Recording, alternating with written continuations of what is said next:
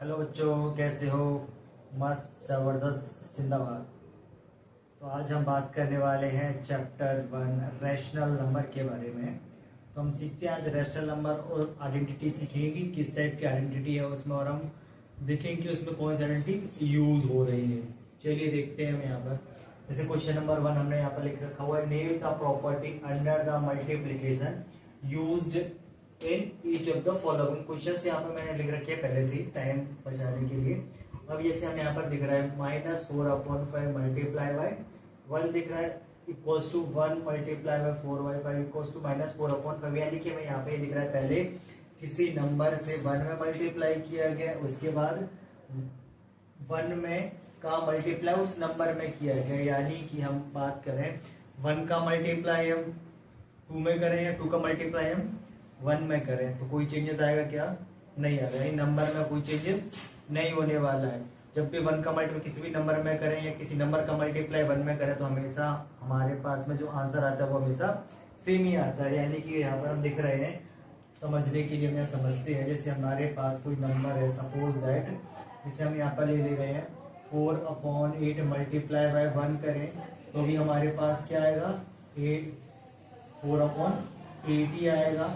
या फिर हम 1 में किसी नंबर 4/8 का मल्टीप्लाई करें तो भी हमारे पास 4/8 ही आएगा। यानी कि आंसर में कोई चेंजेस नहीं होते, है ना। तो इसको बोलते हैं अपन 1 इज मल्टीप्लिकेटिव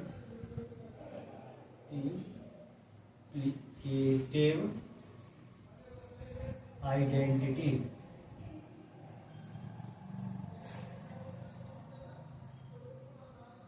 ठीक है, चलिए सेकंड क्वेश्चन को देखते हैं, हम समझते हैं। यहाँ पर सेकंड क्या दे रखा है? -13/70 मल्टीप्लाई -2/7 इक्वल्स टू -2/7 मल्टीप्लाई -13/17। यानी कि अगर यहाँ पर और यहाँ पर हम ध्यान से देखें तो हमें क्या दिख रहा है? यहाँ भी 13/17 है, यहाँ भी 13/17 है, यहाँ भी -2/7 है, यहाँ भी -2/7 है। यानी कि नंबर हमारा दोनों साइड में सेम ही है, बस उनकी प्लेसेस चेंज हुआ है। यानी कि इसको कुछ इस टाइप से लिखा है, पहले ए था बाद में बी था, और इक्वल टू पहले बी रखा और बाद में ए रखा। यानी कि इससे फर्क कुछ नहीं पड़ने वाला है। जैसे 2 का मल्टीप्लाई 4 में करेंगे तो 2 4 सा 8 होता है, 4 का मल्टीप्लाई 2 में करें तो 4 2 सा 8 होता है। आंसर में कोई चीजें नहीं आती, लेकिन इसको जो नाम होता है तो इसको बोलते हैं हम, जब प्लेस चेंज करेंगे तो कॉम्यूटेटिव प्रॉपर्टी। क्या बोलेंगे अपन? Commutative property. याद रखना है हमें, नाम इनके बहुत ज्यादा इंपॉर्टेंट है। नाम ही हमें याद रखने, एग्जाम्स में जो पूछे जाएंगे हमसे नाम ही पूछे जाने वाले हैं ना।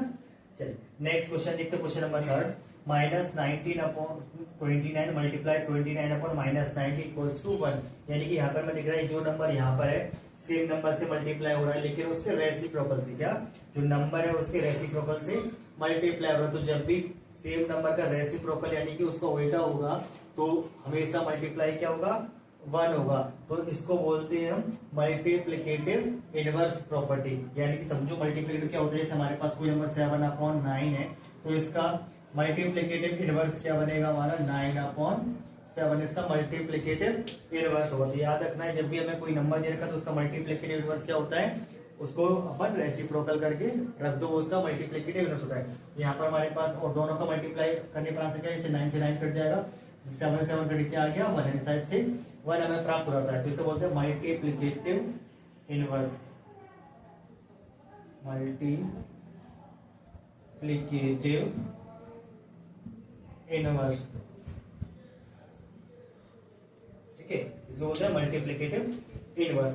नेक्स्ट देखते हैं, नेक्स्ट क्वेश्चन हमारा है tell what property allows to compute. तो यहाँ पे बताने कौन सी प्रॉपर्टी यहाँ पर इसको कंप्लीट करें। तो यहाँ पर हम ध्यान से देखिए, यहाँ पे क्या है 1/3 मल्टीप्लाई 6 ब्रैकेट में रखा है 6 इंटू 4/3 और 1/3 मल्टीप्लाई 6 इंटू 4/3। तो यहाँ से हमें बताना है कि यहाँ से कौन सी प्रॉपर्टी इसको कंप्यूट करें। तो यहाँ पर ध्यान से देखें हम इसको, तो यहाँ पर हमें क्या दिख रहा है कि अगर इसको हम ए देखें, ए है, यहाँ पर बी मल्टीप्लाई सी दिख रहा है ऐसे ब्रैकेट में, और यहाँ पर हमारे पास ध्यान से इसको देखें तो पहले ए दे रखा है, उसके बाद हमारे पास बी दे रखा है और फिर ब्रैकेट सी दे रखा है। यानी कि पहले ए का मल्टीप्लाई बी प्लस सी से हो रहा था, अब ए का मल्टीप्लाई किससे हो रहा है, बी से हो रहा है। तो इसको बोलते हैं पहले, यानी कि एक एक करके मिल रहे हैं, क्या कर रहे हैं, इंडिविजुअली एक एक करके मिल रहे हैं, तो इसको बोलते हैं हम एसोसिएटिव प्रॉपर्टी। क्या बोलेंगे, एसोसिएटिव प्रॉपर्टी। आगे समझ में, इस तरीके से हमारे क्वेश्चन हो गए।